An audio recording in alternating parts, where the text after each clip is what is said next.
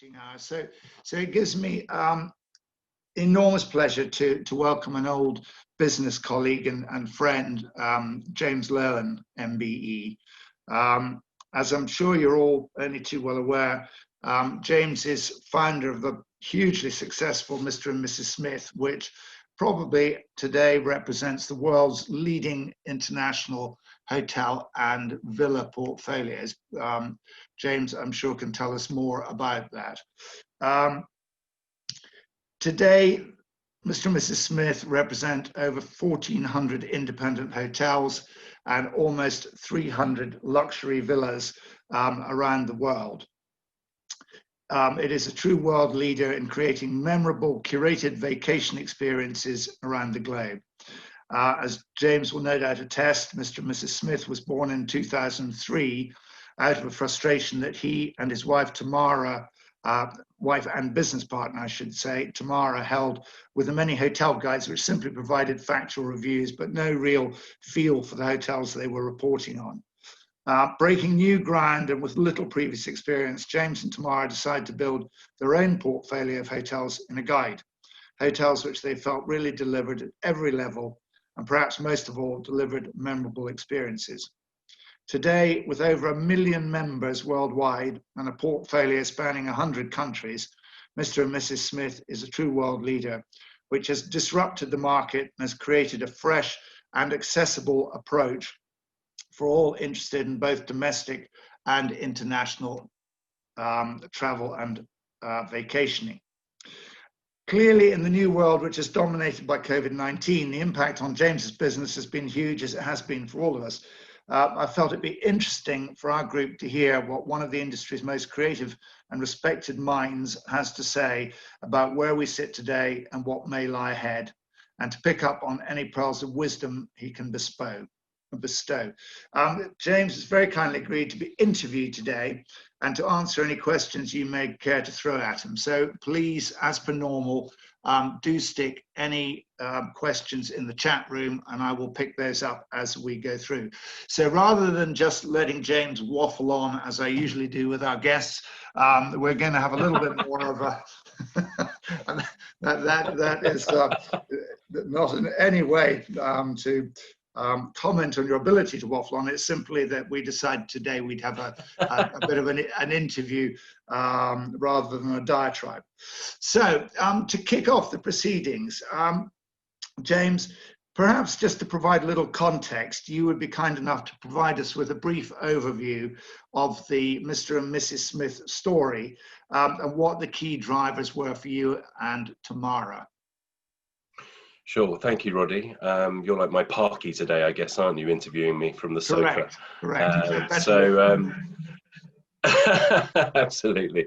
So, I mean, you gave me such a great introduction anyway and sort of summarised what we did. But yes, it was born from a frustration, as I think so many businesses, or some of the best businesses are. We're trying to problem solve and recreate something to solve whatever issues we were having. And I was dating back then. I'm a little older now. It did all end happily ever after. We got married and we got a couple of kids. So the date developed eventually into happy ever after. But at the time, we were struggling to find hotels, or I was specifically, to take Tam away for romantic weekends. And all the guidebooks out there just weren't delivering the sort of insider knowledge that I was looking for from a hotel guide. And I kept getting it very wrong. And the stories of how I got it horribly wrong are well documented, and I won't bore you with those again now. But yeah, it was a guidebook. We'd never published a guidebook before. I was in the hospitality business. I had a bar and restaurant and came from nightclubs prior to that. So I had an understanding and was quite connected within the hospitality world, but really struggled to find these sort of new boutique hotels that people started to talk about. And I always remember when Babington House opened in the countryside, you know, everyone in London wanted to be in Babington House. And I just thought there's got to be more places like this around the country. And so we decided to put together a guide and then started to find all these amazing little boutique hotels. And I think the big difference with us is we were the first people to define this new genre of hotel, this boutique rather than luxury. You know, we say we are more like Firmdale rather than Four Seasons. You know, we're not about stars and diamonds and rosettes and badges, although that's very nice. We're about trying to shine a light on great restaurants with rooms and great pubs. It can then be the far more sort of, cosmopolitan sort of swanky city hotels, or it can be incredible spa hotels. So it's a real cross section, and I think we took the cross section differently, like I said, without star rating it by experience. And sometimes as a couple, I want to just go to a great pub, and sometimes I want to go for an anniversary to something a little more glamorous. And I think we were looking at what the couple wanted rather than what the hotel industry wanted to pigeonhole all these sort of hotels into. So it was a real eclectic collection of incredible hotels run by extraordinary individuals, mostly independent. You know, we don't work with chains, we work with small collections of hotels, as we like to call it, rather than chains. And our job really is to be curators. You know, we are here to shine a light on the people who are doing something extraordinary out there. So for our members, we are curators, trusted curators. We visit every single hotel ourselves, or a member of my team does, and we send influencers, which we didn't even know they were called influencers back when we started the business. There wasn't even social media, of course, back in those days, but we send these influencers, people who hopefully you trust their opinion anonymously, to go and review these hotels. And that's how we do it. And then, as Roddy said, we have over 1 million members around the world who then find and book these hotels through mrandmrssmith.com, and then tell us if things aren't going well or if they love these hotels. And that's how we keep up our sort of collection and make sure that the collection remains true to itself. So yeah, so we're a collection of fantastic hotels and now villas. It's global, and yeah, it was really, as I said, it was a hobby business that took off, and Tam and I ended up running it together. So yeah. And James, can you just expand a little bit on your commercial model? How does that work? Sure. Yeah, essentially it's commissions. So we get paid if we prove that we're bringing the bookings. And the big part of the business that we're starting to concentrate more and more now on is becoming, it's a terrible term, but it kind of does what it says on the tin, is we're trying to become a boutique bed bank. So all our curation, all our words, all our imagery, our connectivity, we're a very tech-led business. I think it's another thing that's quite different to us compared to other travel agents out there. You know, we have this sort of technical capability where we are taking rates from the hotels through various different ways and serving those rates live on our site, as well as you can call us 24 hours a day. So we have this sort of online, offline, omni-channel sort of experience. I think that was quite something that we in the early days, we were like, oh my God, why have we tried to do this? We've really bitten off more than we can chew. But actually now that's served us very well. And so the other half of the business, although it's about 20% of the business at the moment, is acting like a boutique bed bank and packaging this content and giving it to other travel agents to sell. So like British Airways is a key partner of ours, but we work with lots of small independent agencies as well. So it can be small, medium or large. Travel counsellors use us, Audley Travel use us now. So a lot of the people who you may think potentially would be competition to us, we're actually now supplying them that inventory. And then we're about to launch next week, which is the big news, a partnership with IHG, where IHG members will be able to earn and burn their points on Smith hotels, on selected Smith hotels. And that's launching next week, which is really exciting. Something we've been working on for the last 2 years, but it got shut down during COVID, as you can imagine. But that's a full integration into IHG. So yeah, it's a mixture of B2C through mrandmrssmith.com and now spreading our wings through B2B, if you like, allowing people to book these very small, amazing independent hotels across the world if you're a travel agent, no matter how big or small you are. And as a matter of interest, James, what do IHG get out of that partnership? Yeah, well, you've got to imagine with IHG that obviously it's quite a big, fairly corporate business, and their loyalty scheme is something that they've been wanting to improve. And if you imagine you've earned all your money at intercontinental hotels, you know, from your business trips, you might not want to take your girlfriend, wife, family, whatever, to an intercontinental hotel for your holiday or your romantic break. And so they're lacking that inventory. And what we give them is an enormous amount of inventory that they don't have connectivity for. So they believe that it's going to engender greater loyalty through their members and booking their hotels. And we obviously believe it's going to help us spread our wings in the US, particularly, where people still think that I'm Brad Pitt and Tamara's Angelina Jolie from the Mr. and Mrs. Smith film, which is always very disappointing when I turn up at an American webinar. And so it's a great partnership. You know, it's kind of David and Goliath, but Goliath really needs this sort of boutique and luxury inventory that it just doesn't have. And you'll have seen they started to make a bit of a play in the luxury sector that we play in by purchasing Six Senses a couple of years ago. And so this is, I think, from reading between the lines, you know this better than anyone, and your audience will, that owning hotels and managing hotels is a tough business. And if you've got 100 million people on your database, and you can start to sell other hotels that fit your criteria and what your customers want, and it can engender loyalty, then that's an interesting new part of their business. And you'll see Marriott Hotels have it with Design Hotels, SLH have it with Hyatt Hotels. So IHG and Mr. and Mrs. Smith is the new partnership. Well, congratulations. I'm sure it will be a huge success. When I was sort of just doing a little bit of background digging around, and I was looking at your website, I saw the word, somewhat to my surprise, budget. I was budget boutique, Roddy. Budget boutique. You've always got to put a nice kind of word next to the word, like stylish self-catering. You know, you need to have that. Anyway, yes. So what? We're not just about budget boutique for me. Yeah, so budget boutique is a really important part of our collection. They're hotels that we class at probably you can get in at 100, 150 or less a night. And some of my favorite places are in that collection. There's a wonderful place in Budapest called Brody House, which is it's like an artist residence come members club. I think they've only got about 10 rooms, and I think you can stay there from 70, 80 pounds a night. And it's a really fantastic way to stay at a Smith hotel if you're kind of coming in at an entry level or want something a bit more quirky and different.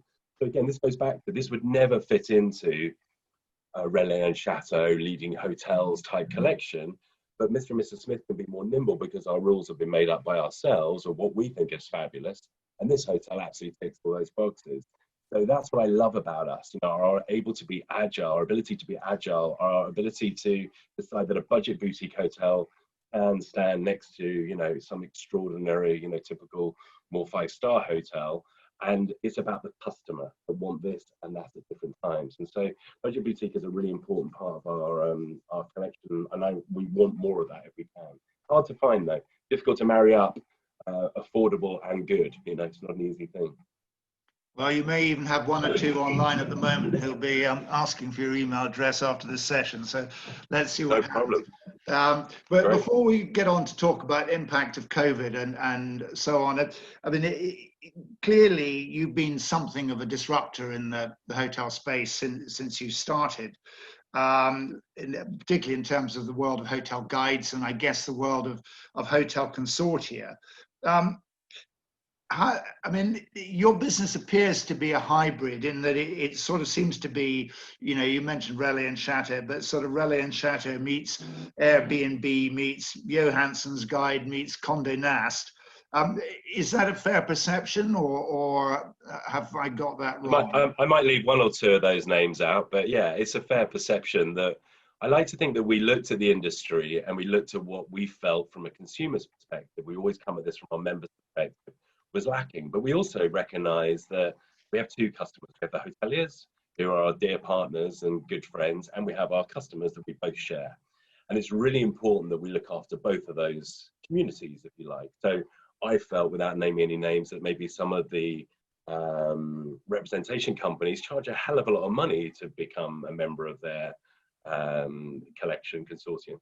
And then from a business perspective, you're under huge pressure to then deliver all the bookings to justify your enormous fee that you might be paying. So we thought about that and thought, well, maybe we'll just do a much smaller fee to sort of get us going, and then maybe slightly higher commissions and prove ourselves and maybe change the way that could work. And then from a consumer's perspective, the challenge that the likes of Relais and Leading and Design and all these ones are, they can never be definitive.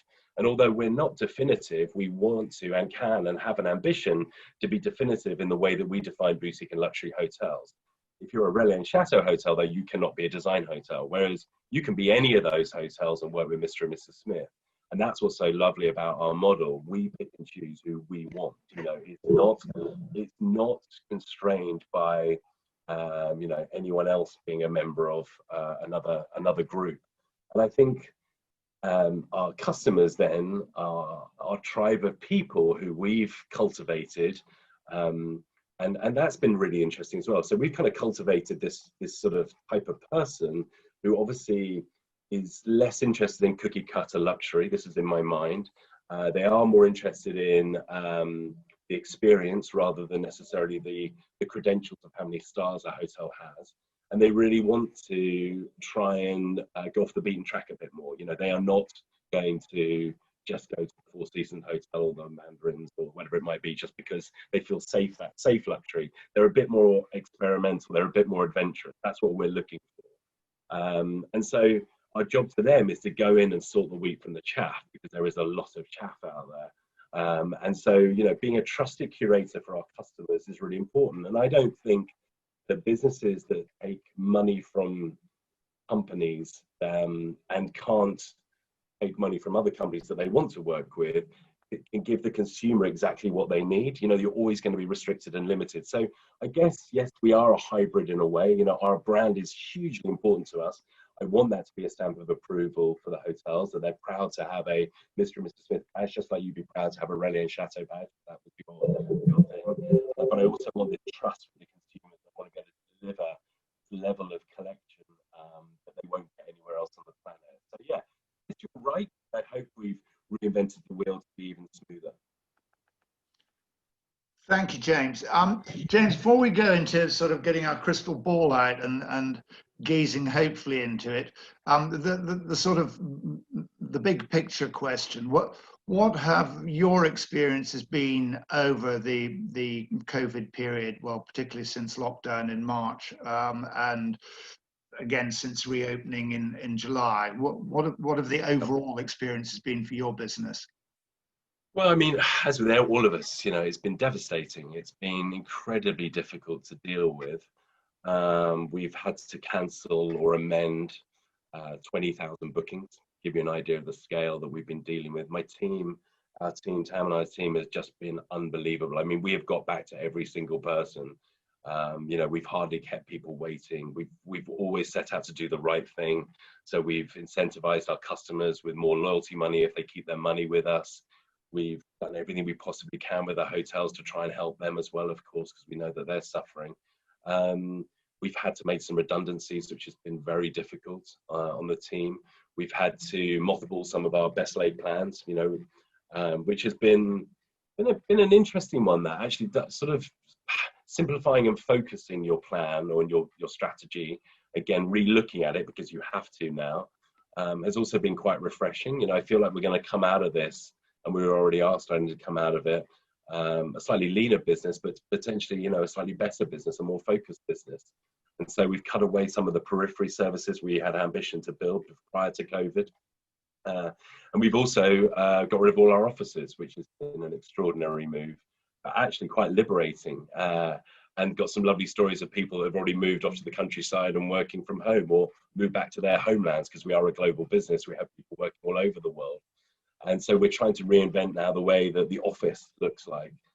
So our teams are meeting up together every couple of weeks in hotels and using their boardrooms or their restaurants to have lunch and catch-ups or whatever, as well as the Zoom bit. So trying to get that mixture of face-to-face and obviously keeping up to date as we all are now. But actually saving a lot of money at the same time by doing that. So for the business, it could actually make a big difference. We were spending maybe £500,000–600,000 a year with rates around the world on our offices. So, you know, a massive saving if we can make it work. So we don't know if we will at the moment, and whether we'll get another office and try to do it again, or whether we're going to keep this remote working and get together in sort of a different way.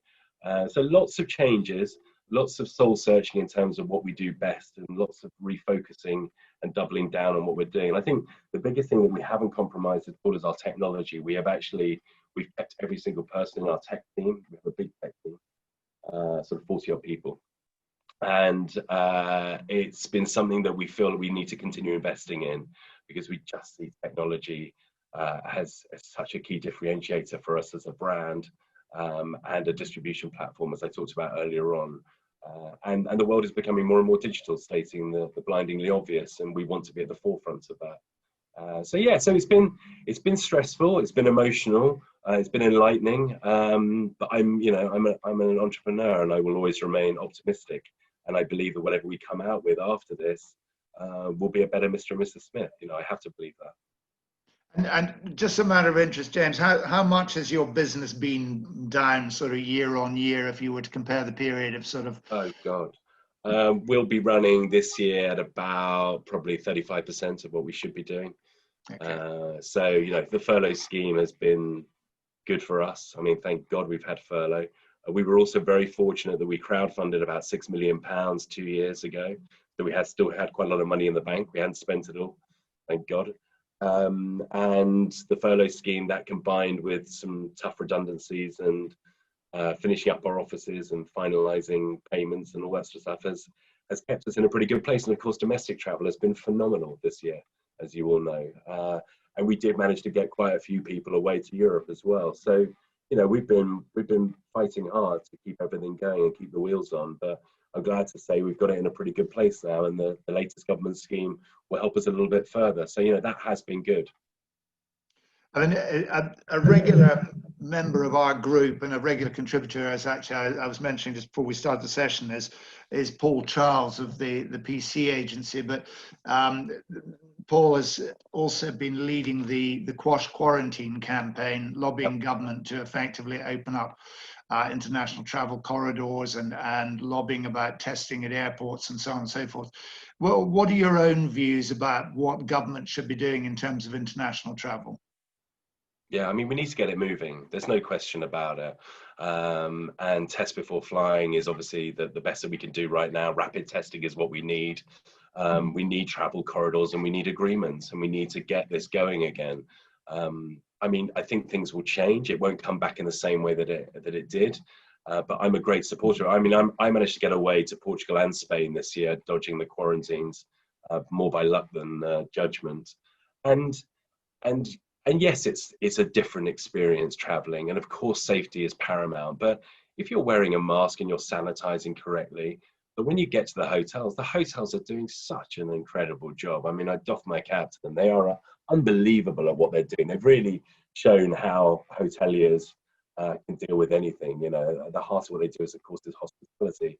But the way they've had to adapt and change, you know, I've had 2 very lovely holidays this year as a result of how the hoteliers have managed to keep still an experience that's more than worthy of getting on the plane. And yes, it's more aggro on the plane, potentially you've got to sign in more forms and all this sort of thing, but it's absolutely worth it. And so for me, yes, we need to quash quarantine, in my opinion. And I think test and fly or rapid testing, this is what we need to concentrate on getting done as quickly as possible. And providing you're wearing masks and sanitizing and being sensible, then I think if you're not potentially in the highest risk groups as well, I have to obviously speak about that. There is a real demand out there, particularly for our sort of 30-somethings audience, which is the core of our audience, to travel. And these countries need us as well. You know, this is important. It's not just the vanity of travel. Travel does so much more than just getting people on holiday. It brings money, much needed money, to, you know, local communities. And you know, that's a big part of what travel doesn't get talked about. You know, it's all about CO2 bashing and saving the world and all the rest of it, which of course is also important. So I hope, and this is my sort of philosophical outlook on this, that we start to become more thoughtful in the way that we travel going forward. That's what we're definitely preaching at Smith and what we're going to be doing more of. So, you know, go less times, but go for longer.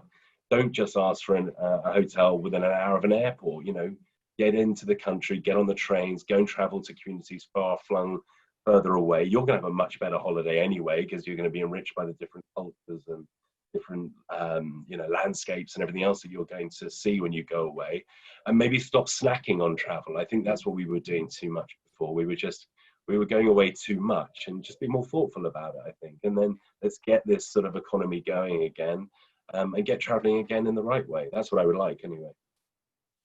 No, well, I mean, I agree with that. In fact, I was very fortunate to be able to go to Turkey for a week about 3 or 4 weeks ago, which was actually a very, very nice experience. Other than that, you know, the airport bit and the plane bit, which, as you say, was worth it. But actually, once we got there, you know, we got probably a much warmer welcome than in previous years, and they were so pleased to see. You know, tourists, and actually it was a very normal experience. And as you rightly say, the hotels the hotel we were staying at, you know, did a great job. I mean, have you got any examples, James, of best practice of what you've seen in hotels in terms of how they've responded to COVID? Yeah, I mean, again, it goes back to, I sit on the board of Farncombe Estate, which I'm sure you guys will know, that has Dormy House, Hoxhill Manor and the Fish on the estate.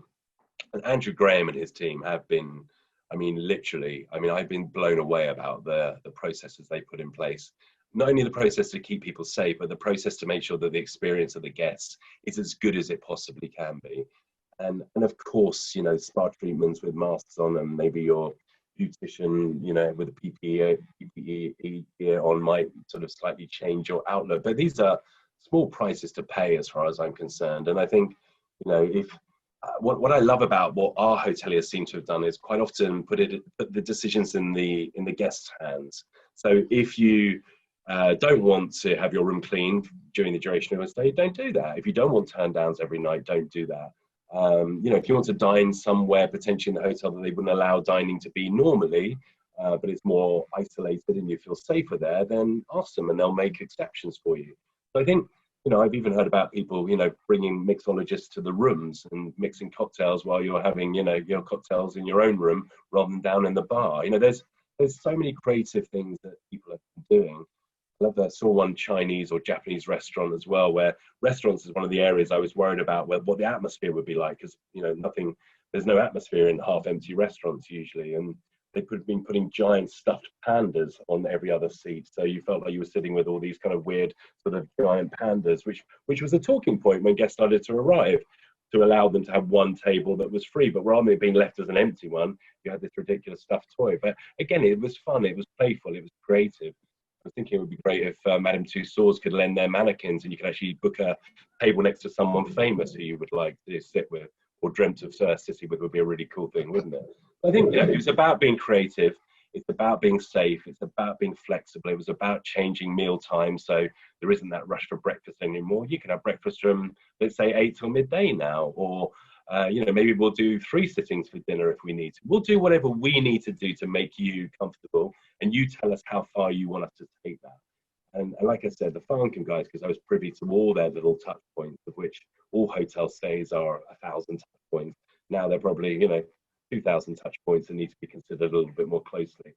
But they've risen to the challenge, and again, like I said, every hotel I've been to, brilliant. I haven't felt unsafe. I've had a great experience.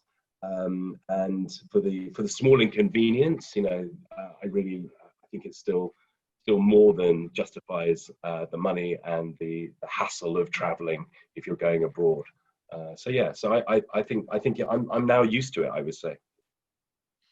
Well, I guess we're all probably getting used to it, and if we're not, we need to be getting used to it. Yep. And looking at your UK portfolio, James, from what I could establish on your website, you've got about 135, 140 hotels in the UK. Yep. Is that correct? Something like that. Yep. That sounds right. Yep. I mean, one assumes that the vast majority of those are in what would traditionally be regarded as leisure destinations. Yes. That being the case, one also therefore assumes they've had reasonable levels of trade since reopening. I mean, could you just absolutely? Yeah, I mean, availability is the commodity now, and it still continues to. Some of them are, you know, half full for next year already. I mean, they're taking bookings well into the future. Things like Christmas is a tricky one because that started to book quite well as a sort of future date, and now the rule of 6 has come in. That's slightly upset some of the Christmas bookings, which is annoying. But yeah, I mean, generally they've had to adapt to the sort of flip-flop orders that have been coming from government, of course, all the time. But they have had a very good summer.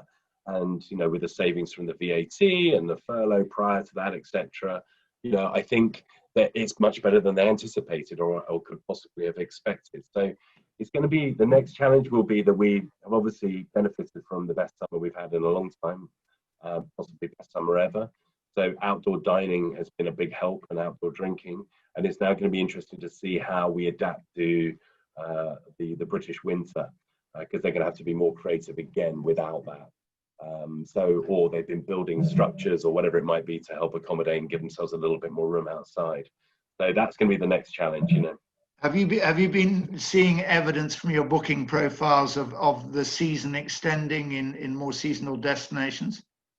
Yeah, absolutely. So, still getting bookings for Turkey, Cyprus, that kind of thing. They're still chasing the sun, I would say. The hardest hit have been cities, of course, stating the obvious, because I think people obviously want to get away from cities, and people are exploring, their countries more. Apparently, I heard that Airbnb have had to change some of their search filters in America to places with a sort of, between 10 and 12-hour drives, because people are really getting in their cars and really traveling a long way and long distances now. So I think, listen, domestic have done well, and I keep my fingers crossed that we continue to support them during the winter months. And I'm sure they'll be once again challenged and be creative about how they're going to manage that. And then we've just got to keep everything crossed with a more rapid testing program, and of course the vaccine, that we hear the odd chink of lights coming through the news, or hopefully something will be available by the end of the year in small doses for key workers, and then I hope in Q1 next year on a slightly bigger scale for people. But that's all obviously very much wishful thinking at the moment. But again, I prefer to continue to be realistic, but I also want to be optimistic about it. Otherwise, it's hard to fight every day unless you keep the optimism going. Yeah. I mean, looking to the future, clearly the overriding factor is uncertainty, as you just identified the government flip-flopping about. What's your outlook? What's your best sort of guesstimate as to what lies ahead for us all?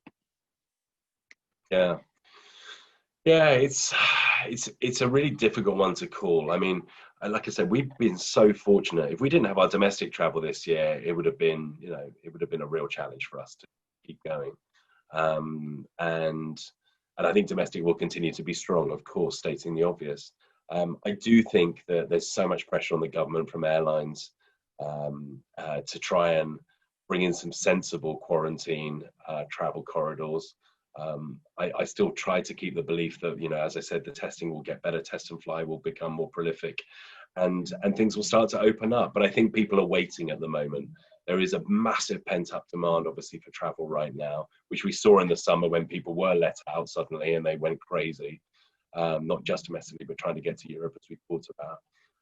And I think that will happen again. But everything is very last minute, and so it's very hard to call it, if I'm honest. But I think at the moment, if the news starts to get more concrete on the vaccine, the bookings start.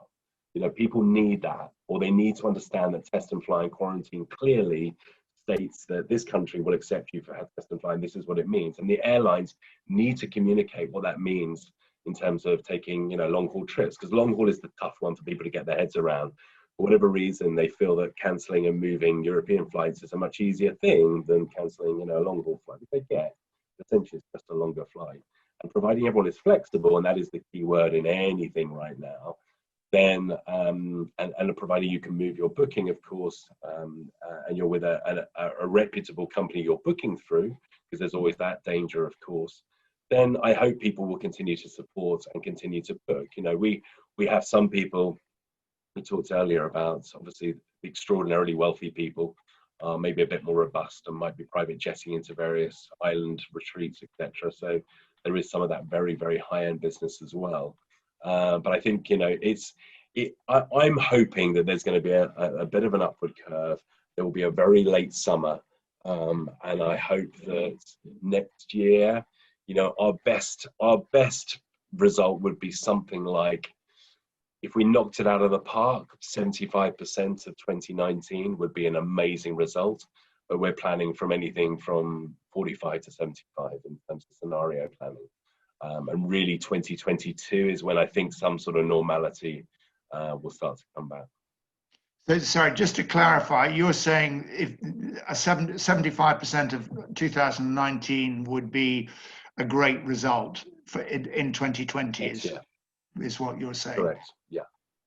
That would be we'd be really happy about that. That would be a great result. So, and I think that if the vaccine comes in soon, earlier than we hope, or it really does happen, then I think we've got a fighting chance of that, because you know, travel has got later and later. And speaking my own book, it's actually, we can move very quickly on late travel. You know, we're very digital, we're very agile. We live on online bookings, which is 75% of our business. So we can move quickly.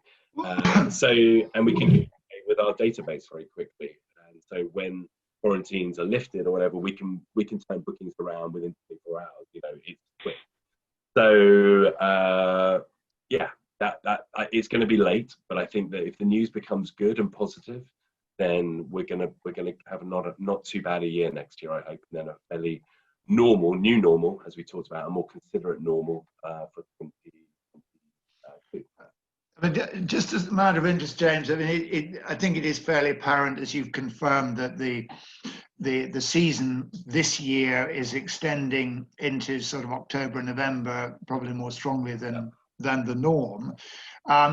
Looking into next year, the early part of next year, do you believe that the pickup in January and February, and I guess March as well, is likely to be stronger than in normal years? It will literally be all on the news. If the news is good, I think it will go well. If it's not good, I think hotels are going to have to tempt people with great deals, which they don't usually do in January, because it is such a prolific booking season. You know, it's our biggest month for bookings usually. But I think people will wait. They know that they don't have to book right now. They know the availability is there. But equally, I think potentially if the messages can be got to maybe the people who do make the bookings and they know it's a flexible booking, I know from from our travel club perspective, we'll look after those customers quicker than we will new customers, the people who have had the faith in trying to, you know, book these hotels and trips earlier. So I think it's either going to have to be phenomenal deals getting people going quicker, or it's going to be great news and we're going to be fine anyway, you know, in terms of bookings starting to flow through, in terms of there will be this vaccine, or as the second, you know, sort of place of satisfaction for customers who are still willing to take the risk, there will be this sort of normality in this sort of rapid testing or track and trace or test to fly. You know, all these things will be working in a much more holistic way than they are right now, that's for sure, because it's bonkers. I mean, my son got a sniffle the other day and we had to get him COVID tested. I couldn't get a COVID test for love nor money. I had to go and queue up in Harley Street like all the other people because I had to desperately get him back to school before I killed him. So you know, it was and it was £180. I mean, it's bonkers. We can't keep doing that every time someone gets a sniffle, but that's what we're doing at the moment to keep our kids in school. So yeah, so it's got a long way to go, but things are moving quickly. So you know, let's be optimistic about it. One of the trends which I've identified, I think, is that the normal weekday weekend pattern seems to be breaking down, and that the distinction between the working week and the leisure weekend seems to be becoming blurred as a consequence of people working from home a great deal more, not having to go to the office and so forth. Well, first of all, I guess the question is, do you agree with that? And if you do, what do you think some of the consequences of that may be for hotel operators? Yeah, so Monday's the new Saturday or whatever it might be. I think this slightly depends on your own circumstances. I think that if your office allows you to work remotely, and it's happy for you to work remotely, as we've said earlier on, you know, I've got people working all over the world and we're happy to make that now a thing, then that's a big part of it. It depends if you've got commitments. I mean, for me, it's very difficult to change my week entirely because I've got kids. So I think if you're the sort of the younger Smiths or the slightly older Smiths out there, then yes, you absolutely can change the way you live your life. And there's been this chat about sort of global nomads for a long time, but I am starting to see that happen now, particularly with the young, where they are just picking up their laptop. What do you need? You need a laptop, you need Wi-Fi, you need nothing else really. And if your business is a digital business, and you don't need to be in an office, then absolutely. And I think there's a brilliant company you should have a look at called Unsettled when you get a chance. And it's almost like a community they're building, a global community of people who want to travel together and experience that destination for all its wonder, socialize in a communal sort of sense of the word, share experiences, but also have their laptops and keep up with their work. And it's just, you know, if I was 25 years old again, I think I'd be on holiday with these guys. It's kind of like your perfect working holiday. You know, we had, prior to this, we had this sort of bleisure, which is this ghastly term of business and leisure, where you go on your business trips and tag on another couple of days for your leisure at the end, and hopefully your other half would fly out and meet you, which was a nice trend in terms of bookings and made business trips maybe slightly more rounded. But what this unsettled community are doing is more revolutionary than that, and it's cleverer than that, and it's more interesting than that, because you'll be making more interesting connections as well with other people. You really are on holiday doing business, experiencing things with like-minded people, and I like that. I think that's something that's very strong. So I think hotels need to think about the solo traveler more, and the solo traveler that can afford to spend longer times in their hotels, and how they're going to accommodate them and how they're going to look after them. Because if you've got the money and you haven't got the ties of kids and schools or whatever else, then why the hell wouldn't you do this, you know? And why wouldn't you do it now? Because right now, if you can get anywhere, you're going to see a place that isn't as crowded. You're going to take in, you know, the local cultures and communities in a way that is privileged right now. And if you can do that at a better price because you're spending a longer time in the hotel, then I think that's a really interesting future for us, for some people, for some cohorts of people, for sure. Interestingly enough, one of our previous guests was Conor O'Leary, Managing Director of Gleneagles. Just on your point of bleisure, which is a dreadful word, but we all know what it means. He said they very strongly picked up this trend at Gleneagles, where the average length of stay is increasing significantly. You know, people who might previously have gone for a week are now going for 2 weeks, and they are mixing business and leisure, and you know, playing a bit of golf, but actually doing work at the same time. So, you know, if you've got the money, why wouldn't you? And then it's good for the planet again, because we're staying longer in a place, which is great. You know, this is what I keep going back to, that if we do less, but we stay for longer, and we can mix our work and our leisure a little bit more, then this is all good news, I think, in the way that we reinvent the way we travel. I think business travel's in trouble. I think it's going to really have to shake itself up and rethink itself, because that's not coming back anytime soon in the way that it was before. And I think, you know, that's going to be, particularly for hotels that specialize in business, I fear for them the most. And they're going to have to reinvent themselves into this new super pleasure traveler or community traveler or whatever it might be. They're going to have to rethink how they're attracting people now with laptops. And that for me will be longer stay packages and looking after people in a different way, because I'm not going to do business travel in the way that I did before. Unless I absolutely have to meet face to face, we won't do it. And we won't do it from an environmental perspective, which has been something that we've all become more conscious of during COVID, which is great. It's been one of the great byproducts of this dreadful virus. And we won't do it financially anymore, because we're just wasting money. So, you know, there's really good reason not to do as much of it, I would say, right now, and do it differently. No, well, I love your analogy of sort of snacking, in terms of, you know, all the very short break trips that we all used to take. And in fact, pre-COVID, I can remember having a conversation with a very good friend of mine who said that he and his wife had decided, or had agreed, that they were only going to have one major air trip per annum. Because they felt that was the responsible thing to do. And I think, and I can remember thinking at the time, that's bonkers. But actually, I think, you know, they were probably absolutely right. And I think one of the byproducts of COVID is that it very much has made us, you know, look at the whole environmental question, and, you know, less travel, but make each journey more worthwhile. Yeah, I mean, depending on where you stand on the environmental issues that we face, you know, there is a climate emergency out there, and, you know, we need to wake up to this as individuals far more, and travel plays a role in that. Like I said, I'm not about trying to stop travel. That's not what it's about. Travel is incredibly important. As I said, it brings much needed employment into communities, and even the hotels that we represent, you know, are doing amazing things for their, whether it's their planet or their people that work for them. It's really important we continue to travel. We just need to do it more thoughtfully. We are, as a company as well, you know, everyone talks about brand purposes and what's your brand purpose, and we've had our purpose set out for quite a long time, and we're reevaluating that now to really look at whether we have some sort of social purpose that we need to look at. And we've done a hell of a lot of work on that during lockdown, and not because we're trying to greenwash the company, but it's like, Jesus, we need to step up to this, and we need to be accountable for this, and we need to, as a company, as a disruptor that you kindly called us earlier, we need to disrupt again and think about what we're going to do to try and do our bit. You know, it's not enough. And we had a lovely relationship with a company called the Blue Marine Foundation before COVID, which was great, but it wasn't deep enough as a partnership. And their whole thing is about protecting the world's oceans, and 30% by 2030 is their target. And we thought that was great. And now we've started to work as well, which is our new thing, is the World Land Trust, who are about protecting the world's land, forests, habitats.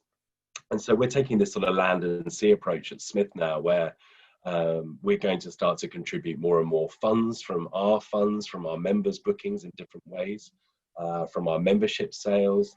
We're going to allow our customers to be able to not just offset their carbon, but offset their carbon, we hope, in a more meaningful way, where they can put funds towards protecting parts of the planet. Because if you protect something, the idea is it's there forever.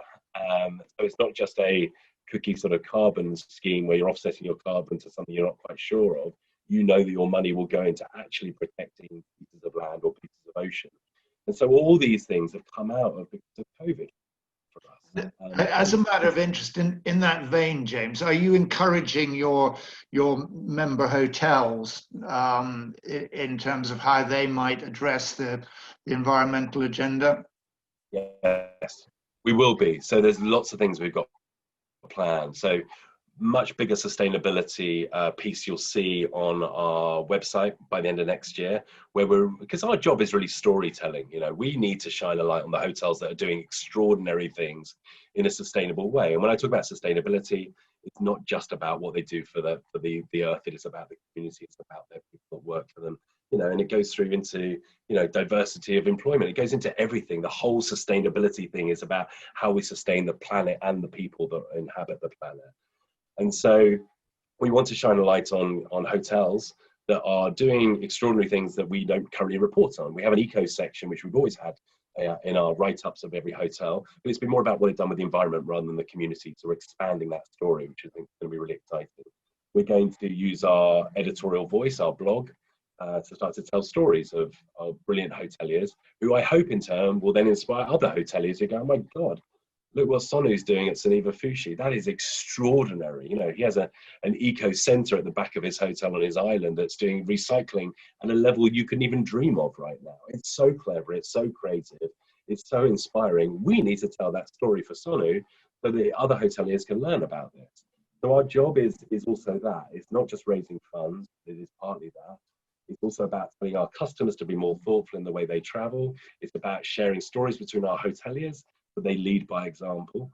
And I hope that all those things combined means that I can sleep at night and feel like I'm doing my bit for, you know, our kids who take over the reins when hopefully we stop buggering things up. So yeah, it's been a good kick up the backside, I would say, COVID as well.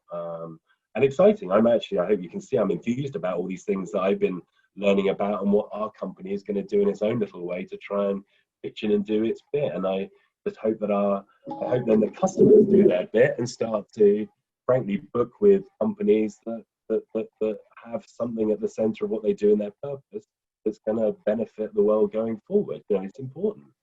So yeah, so I'll get off my high horse, but I think these things are good things that have come out of COVID, and it's something at Smith that we're really starting to think more seriously about. And in that vein, James, clearly you've a great number of international hotels who are members of Mr. and Mrs. Smith. Is there any learning that you can give us, things which people may have done in other parts of the world to address the current crisis, which you haven't necessarily seen here, or just examples of excellence which you think that people on the call might be interested in? You know what? It's been the world's same over, I would say. Honestly, my experiences of who I've spoken to and what they've said and what they're doing is very similar everywhere, particularly through the community of our hotels anyway.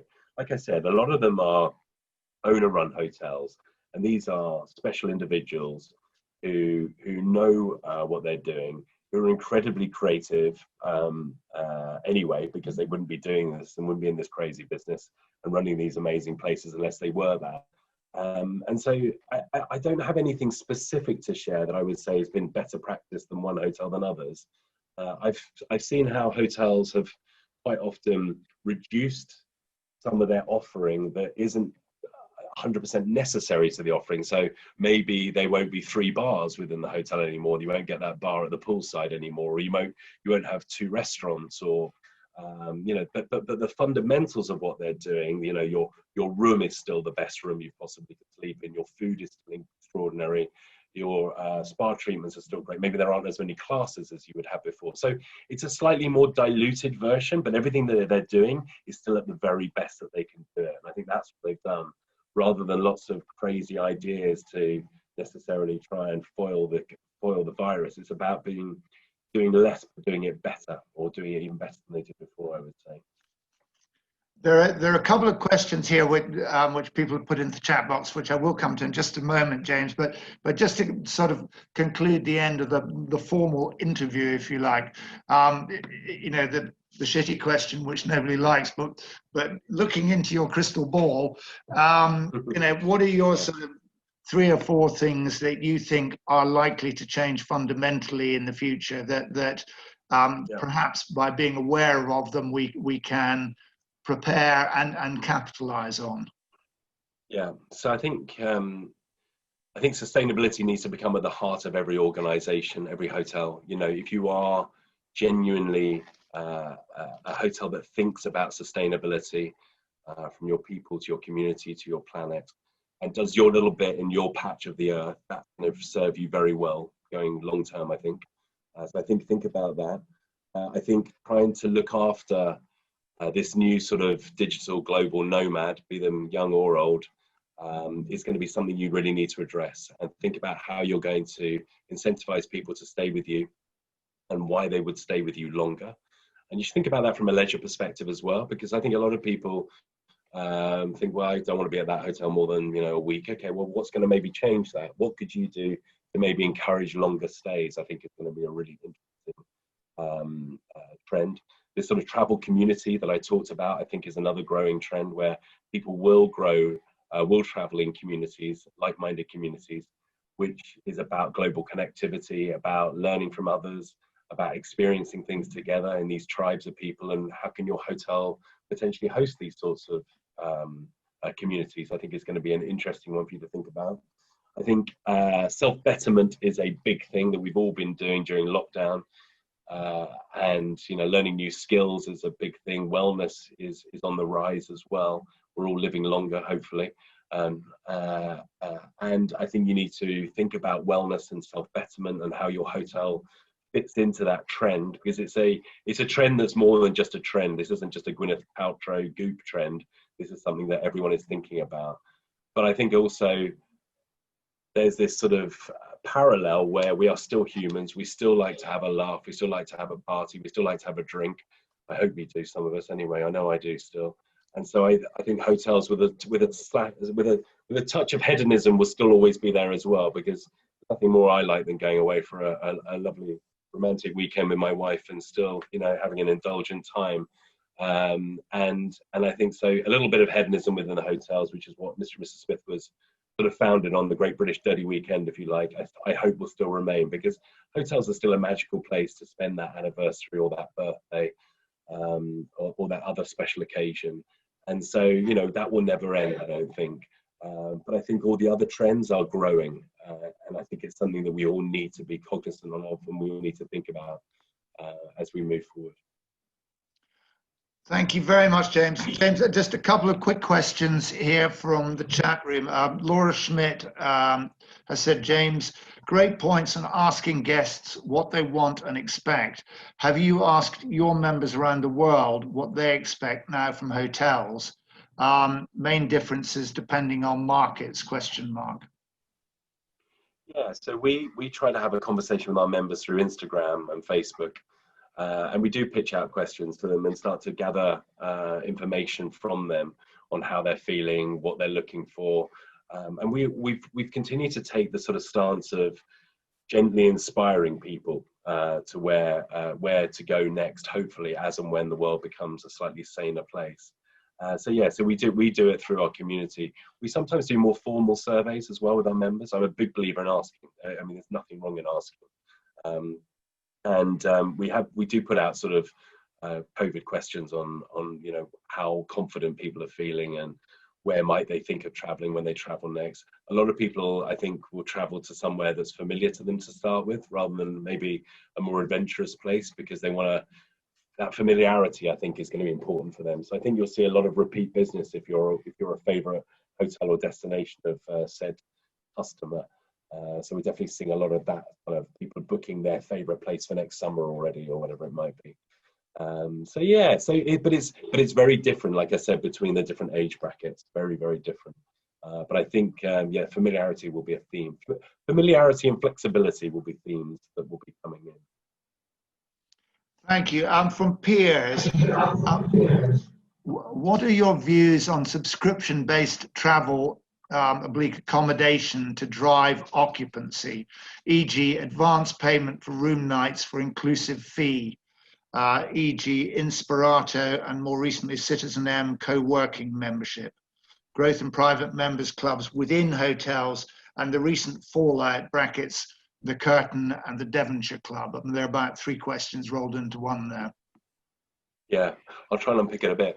I think clubs, I mean, we position ourselves as a travel club, and that's because I feel we do more than a travel agent, and we look after our members rather than being our customers, as you would be, I hope, looked after in your own favorite club.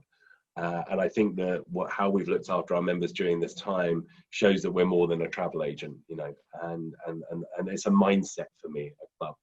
And I think that, without going into all the benefits of our club and how we treat it, I think anyone who's trying to create a club or a community with genuine benefit that will genuinely benefit the customer, the member, is a good thing. I think a lot of people are jumping on the bandwagon because it seems to be a lovely business model as well, of course, with monthly subscriptions. But I don't know about you guys, but I'm a member of various clubs, be them online or physical clubs.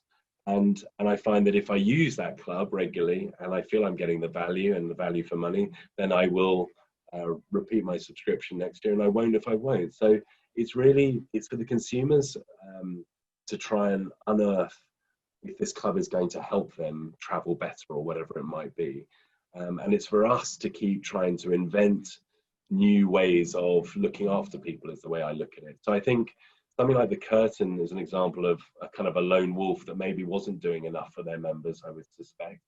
Whereas something like Soho House as a group continues to flourish, and they continue to add value to that membership, and people repeating their membership and people wanting to become members for a whole host of reasons, which I'm going to go through now. So it's really about you guys thinking about, can I add genuine value to my customers? Can I build a club and a community that is going to warrant the sort of money that I think that I want to charge for it? And does that mean that they get a better experience and I get a better business? If all those things start to add up, then I think there's a real call for it. People love being parts of clubs and communities and tribes of people. But you can't do it with smoke and mirrors. It's got to be genuine, and you've got to try to work it in. You've got to listen to them, and you've got to service them. You've got to inspire them. So, you know, don't think that it's just an easy business plan, because as you can tell, some of them don't make it. That's for sure. And within your million members, James, do you have various tribes within that membership? Absolutely, yeah. And we treat people differently. Not in the way that we don't look after everyone, but you will get rewarded differently, subject to where you are within how often you book with us. So your frequency of travel, how much money you spend with us, all these things make a difference to how you kind of move up the ladder, if you like. But I've also, for me, clubs can sometimes be a bit pretentious, and I don't like pretense, you know. I don't want any arrogance. And that's why with our club, you can join for free. Yeah, you're going to get some benefits straight away. But if you become a great member of ours, then we're going to give you more. Of course, we're going to look after you even more. So it's a two-way thing. It's a relationship, a long-term relationship, I hope. And so that's how we kind of view the world. But we wanted to think of people not as customers. And I think thinking of someone as a member changes the mindset of the team who are talking to them. Like, you look after this person, yeah? They pay your wages ultimately, so make sure you look after them as if you are a member in a club. That's what I want to know, and I want you to get to know them in a way that's not big brothery and creepy, but that can save them time and help them travel better. And you know, that's our ambition. That's what we're trying to do in our club. And if something hits the fan, by the way, you're here. And if it really hits the fan, you can get through to me or my wife. That's kind of, you know, something a bit special, I think, in today. And I hope that the people who have been bitten on this, of which there will be many out there who maybe are the rate parity hunters, rather than the quality, rather than, you know, that some of us, I hope, strive to deliver, will rethink the way that they book their travel going forward. And they will support companies that genuinely go above and beyond and back again, to make sure that their travel is the best it can possibly be, or their hotel experience is the best that it can possibly be. So that's my want, that's my hope, that's my belief, and that's what we will continue to strive for. James, thank you very, very much indeed. Your contribution has been as insightful as I hoped it might be. So thank you. We're sort of slightly over time, but do you have a final parting thought for our group in terms of advice or encouragement as we sort of disappear into what's likely to be rather a long and difficult winter? Yeah, so I had a lovely last minute invitation from a big outdoor advertising company who offered us some free adverts for a couple of weeks during COVID, if we could come up with some artwork and turn it around within the next 48 hours. And I was like, my God, I can never afford to do this normally. And so I sat with our team and we came up with a lovely new slogan with a beautiful picture with just "we'll get there." So it wasn't selling anything, just a message of hope. And so I think I'll leave you all with, don't worry, we will get there. It's going to be all right. Hang in there and really try to, you know, think about how you can change for the better from this. You know, what can you come out? How can you come out of this and make your business, yourself, your people, whatever it might be, a better company, better people, better places. And I think if you have that lens over it, and try to avoid the doom and gloom, then we'll all come out with hopefully a better place to be, I hope. So yeah, so we'll get there, Roddy. That will be my message of hope. James, thank you so much. Fascinating insight from one of the more creative minds in our industry.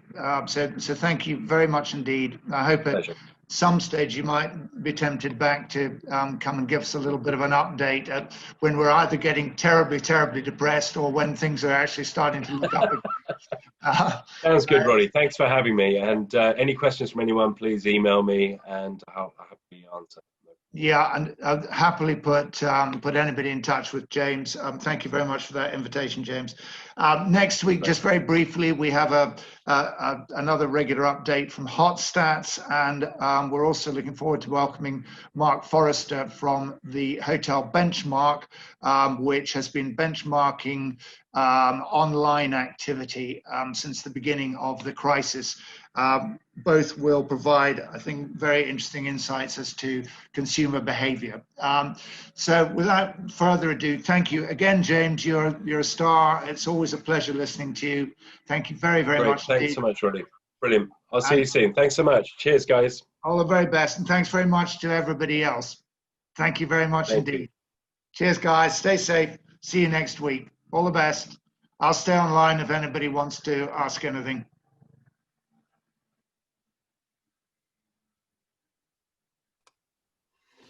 Morning, Roddy.